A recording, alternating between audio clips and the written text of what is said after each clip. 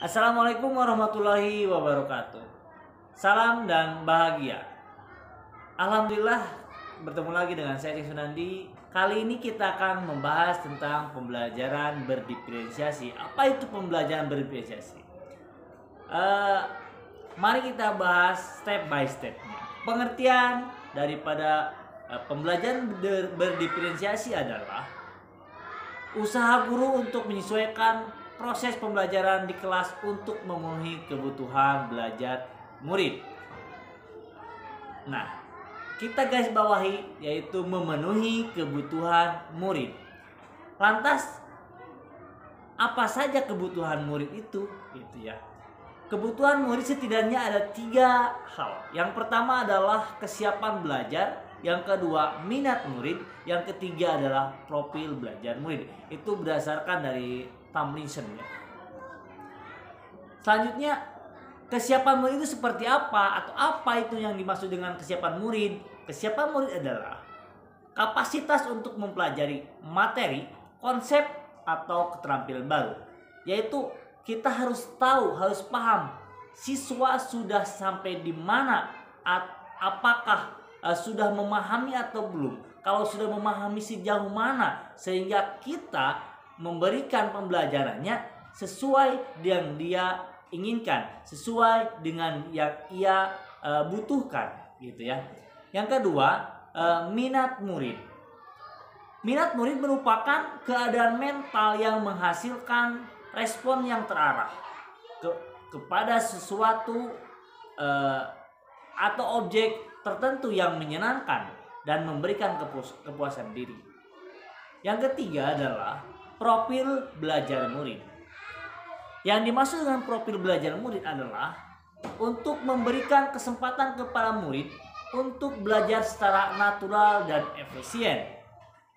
Lantas setelah kita tahu kebutuhan murid tersebut, bagaimana supaya pembelajaran berdiferensiasi ini sukses atau pas gitu ya. Setidaknya kita juga harus memahami ada berapa tahap di pembelajaran berdiferensiasi ini. Setidaknya ada 3 tahapan di pembelajaran berdiferensiasi, yaitu ada pembelajaran berdiferensiasi konten, yang kedua adalah pembelajaran berdiferensiasi proses, yang ketiga pembelajaran berdiferensiasi produk. Untuk menjalankan pembelajaran berdiferensiasi ini, bagaimana supaya pas atau sukses gitu. Kita juga harus memetakan karakter atau gaya belajar murid kita. Nah, sebagaimana kita ketahui, setidaknya ada 3 model atau karakter dari gaya belajar murid kita. Yang pertama adalah audio, ya. Yang kedua adalah visual, yang ketiga yaitu kinestetik.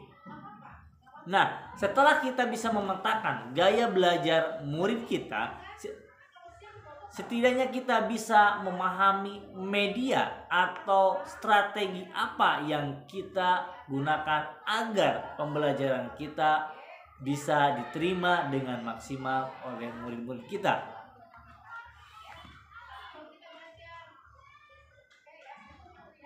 Nah, apa yang harus dilakukan? Nah, ketika kita sudah memahami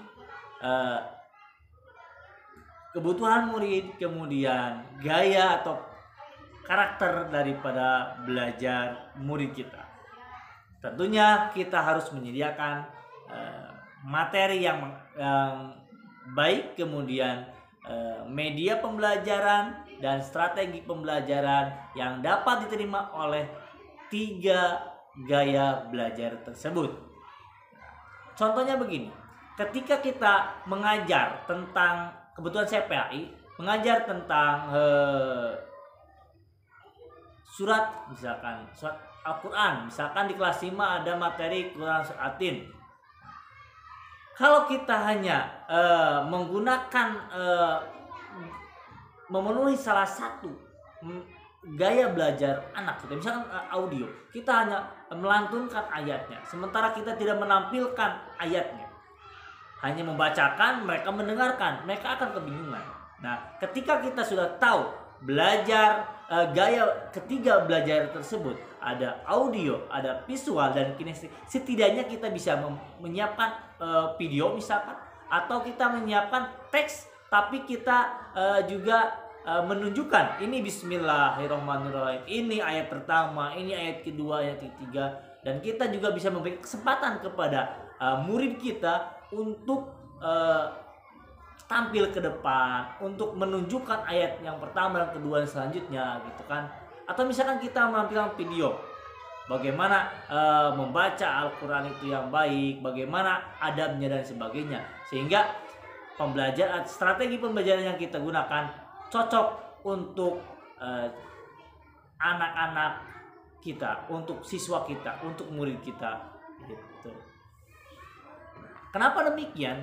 Sebagaimana kita kepahami bahwa pemikiran Ki Dewantara, kita ketika mengajar harus memperhatikan kodrat alam dan kodrat zaman. Kenapa kodrat alam harus diperhatikan? Karena setiap orang berbeda-beda, setiap orang gaya belajarnya beda, setiap orang boleh kepala isinya sama berambut tapi isinya berbeda-beda gitu ya. Sehingga kita sebagai guru harus bisa memahami bagaimana gaya belajar murid-murid kita. Kemudian kenapa harus memperhatikan kodrat zaman? Zaman ini sudah dipenuhi dengan teknologi. Kita manfaatkan teknologi ini untuk melakukan pembelajaran. Kalau misalkan kita dulu hanya belajar dengan teks saja gitu kan, sekarang udah ada komputer, udah ada infocus dan lain sebagainya. Sekarang manfaatkan teknologi tersebut untuk menunjang pembelajaran kita, sehingga pembelajaran yang kita lakukan di kelas sangat menarik buat siswa, minat buat siswa, menambah semangat. Kenapa? Karena pembelajaran kita sangat menarik, kemudian didesain dengan sebaik mungkin, dan tentunya menggunakan pembelajaran berdiferensiasi. Mudah-mudahan apa yang saya sampaikan sekarang bisa bermanfaat. Terima kasih.